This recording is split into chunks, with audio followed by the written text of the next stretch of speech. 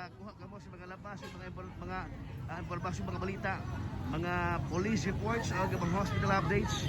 Ato balik ko na nga kanina nakita karon mga igala.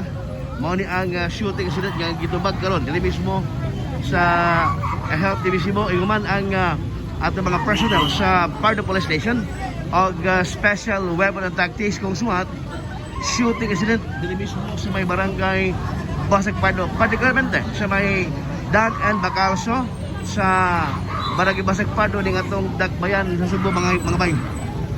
Kamu tanaw sa Health TV Cebu ang bagong page o media outlet sa Subo nga mga labas o mga balita, impormasyon nga makita o makuha ninyo matagal og unya straight from the crime scene, no, monetong nagikuha ko mga igala, no.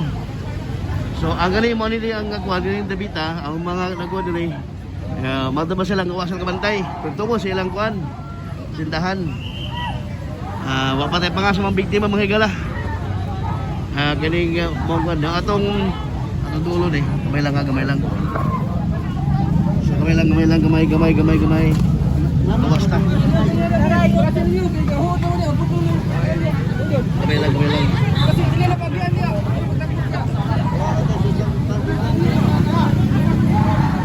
so grabe ka traffic ang atong sitwasyon to dire, no, tanawa traffic situation sa Maidan and Bacalso mga igala mga bay.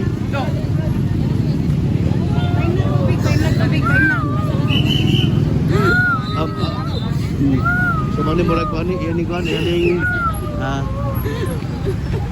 okay.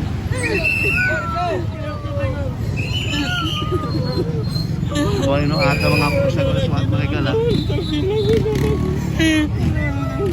Sa pangalan sa biktima sir. Pangalan sa biktima. Richie. Lipo Masino. Babae ni?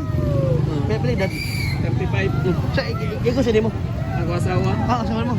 So aha ato sa sir.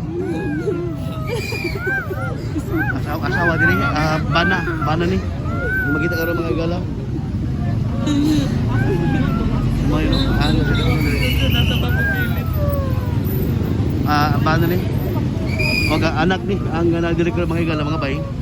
Exclusive sa Health TV Cebu makita karon nga at pag-live mga higala, no, ang pagtubag nato sa alarma kaning shooting incident o dili ayan yung bana ana di karon ano mga higala gi-secure ko sa to gasmat personnel ang area gabi